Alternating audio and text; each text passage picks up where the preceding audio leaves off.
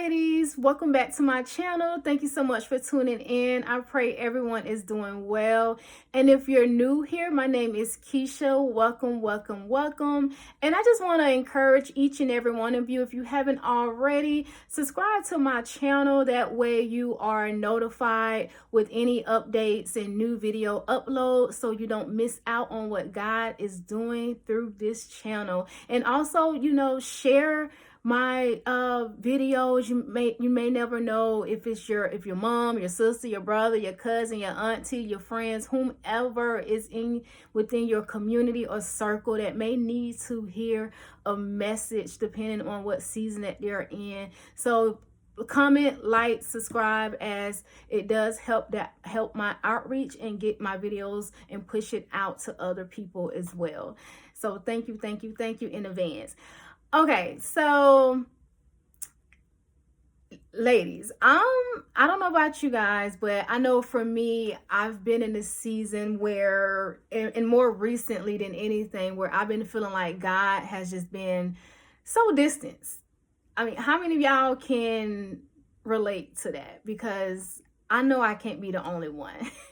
And so what I'm walking through right now, I'm just in a season where God's presence feels distance, more distance than ever before. Prayers, they feel unanswered. It feels like I've been forgotten. Like the promises that God placed in my heart is as if like they have gone completely unnoticed. It has me questioning God. Did I hear you right? I find myself in a season where I'm just doubting and a lot of worrying because of God's silence. But what I'm learning, that in this season is actually a season of building. And I think sometimes we miss the importance of seasons where God does call us to a place of building, whether it's preparation, or whether it's just a season where he's just trying to grow our intimacy with him. And that requires a season where not only a season that it requires us to grow intimacy with him, but it requires a season where we may be isolated from those that we may love or those that we may be close to.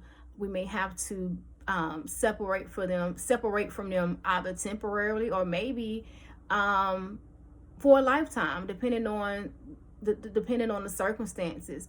But in this season, I'm realizing that I'm in a season of building, not just building the vision God placed in my heart, but building me, building my character, my faith, and my surrender. I have a very difficult time with surrendering.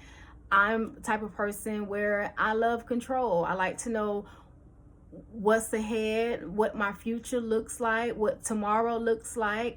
And I have found myself in this season of really letting go and releasing the things that God has been revealing to me that cannot come with me in this new season of my life.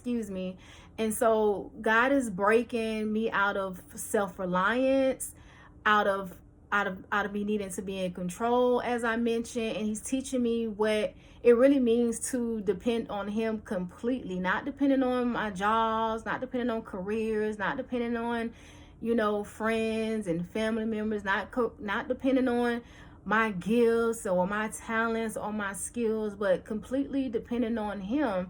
And honestly, it hasn't been easy because, like I mentioned before, I'm the type of person where I've just always been in control. I've always been a planner, and it's not to say that God doesn't like for us to plan. It's not to say that we can't plan, because I feel like planning and setting goals, it kind of gives us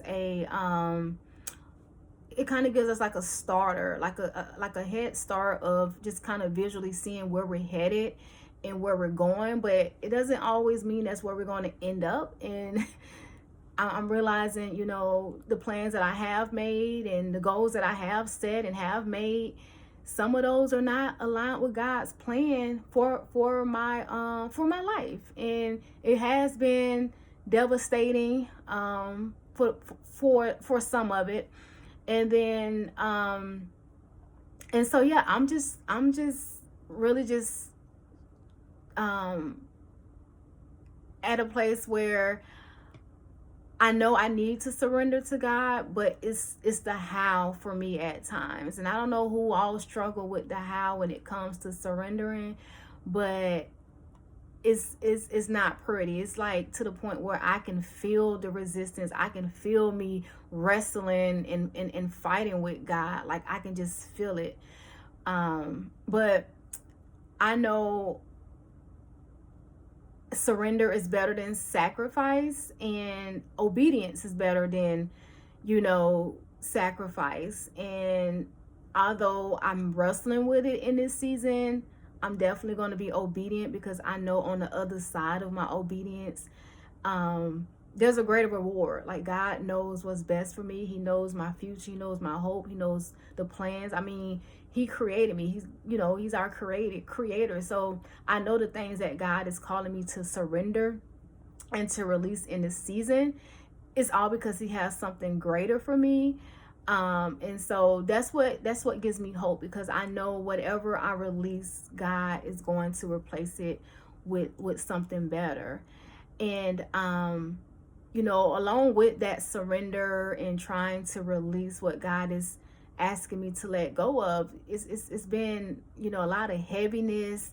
There's been a lot of stretching, and I just keep asking myself, if God created me, he already knows my purpose, right? And if he's already ordained my future, and why is it so hard for me to submit to Him?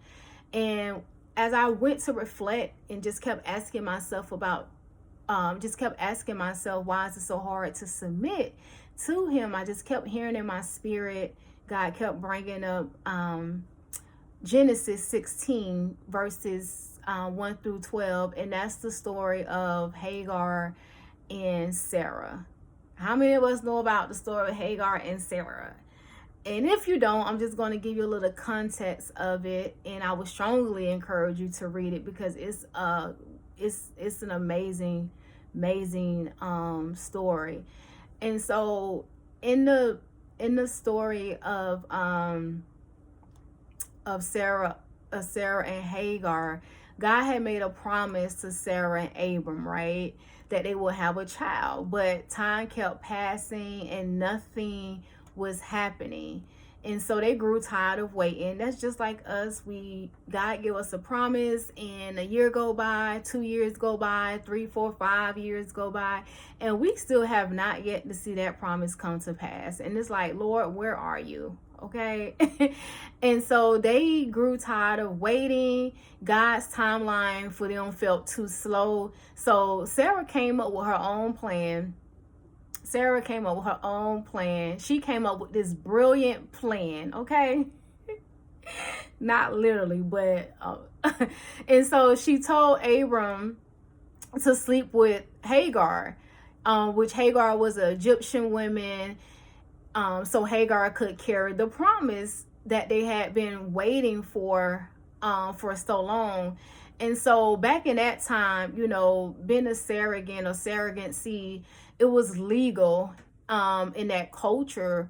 But just because something is, permissible, it doesn't mean that it's God's way. Just because something is, legal, or is culturalized,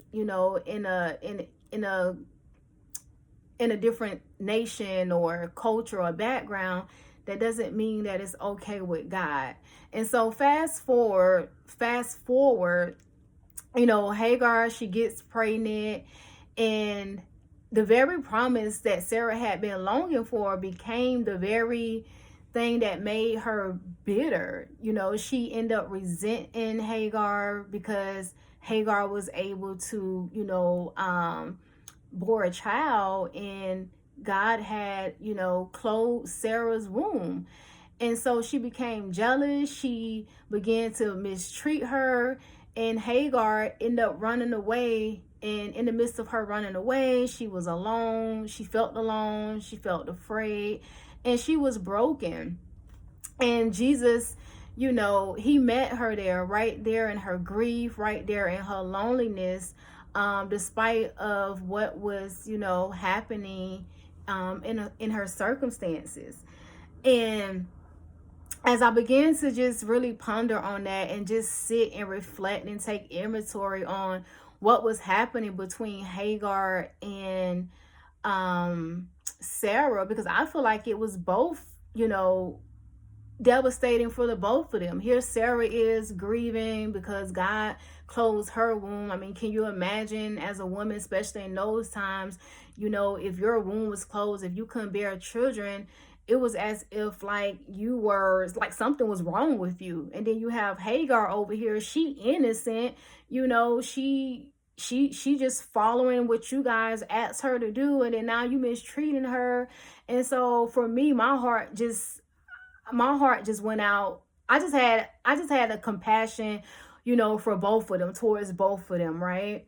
And so I'm saying all that to say, because there was 4 keys that stood out to me that I want to share, that prayerfully will help, you know, each and every one of you, as well as you may be in a season of waiting, or as you may be in a season where you're waiting on a promise, or you may be in a season where God may have said, it may be a not right now, or it may be God is doing something different, that doesn't fit our expectations. But I just want to share these points. And so point number 1, don't go before God. You know, Sarah went before God. Sarah was so desperate for the promise that she created painful situations trying to rush it. And so waiting on God may, you know, feel slow for us, but sometimes the wait isn't God withholding, it's God sometimes protecting us from what's on the other side, if we move too soon. And when we go before God, we only make things harder for ourselves, which, as we can see with Sarah, she made it hard for herself because she went before God, moving too soon, trying to do things in her own will and her own strength, only to be disappointed and become bitter towards Hagar, because she decided that she knew what was best for her in that moment. And so key number 2, the promise can feel invisible, right? So just because a promise can feel invisible, it doesn't always necessarily mean that the promise is dead. So there are seasons, right, where everything God told us, it may feel like it's gone unnoticed. We may be in a season where we are actually doing the work, we're being obedient, we're showing up, and yet nothing looks like what God has promised. And if we're honest, if I'm being honest, even when you do start, we start to wonder if we even heard God correctly.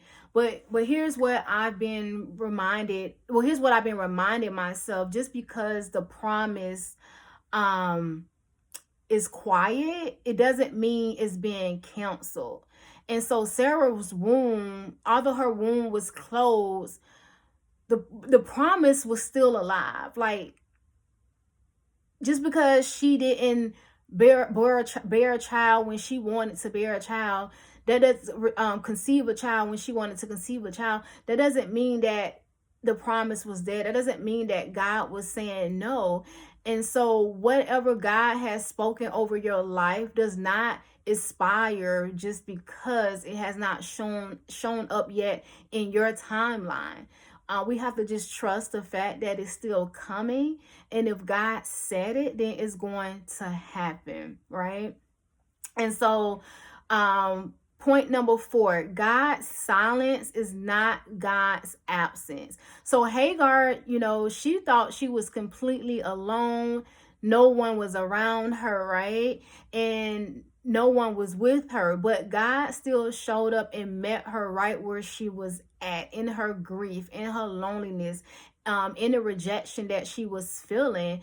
And so this season is just teaching me that, you know, even when God's presence feels far, he is still there. So we should never underestimate God's silence because he's always there. And I know sometimes in our pain or in the midst of our sorrow, we don't see God, or we feel as if God has abandoned us, but his word promises that he will never leave nor forsake us, regardless of what we're going through.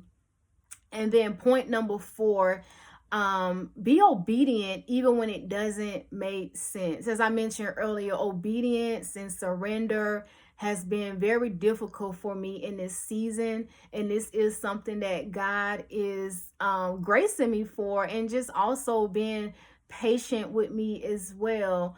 But, and sometimes I don't know why I'm feeling led to say this, but partial obedience is also a form of disobedience. And I know I've been in seasons where I have partially obeyed God, where I would say, okay, God, look, I've done this. And God is like, no, but you haven't done it the way I asked you to do it. I'm commanding you to do it this way.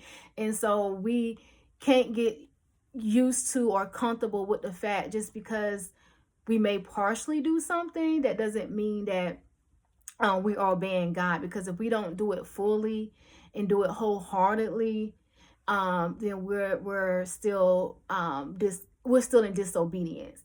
And so point number 4, even when obedience doesn't make sense, even when it's hard, even when you're tired, we have to just keep going. Even when the process is taking longer than what we expected, we have to just trust his plans because he knows what's best. We have to trust his ways, right?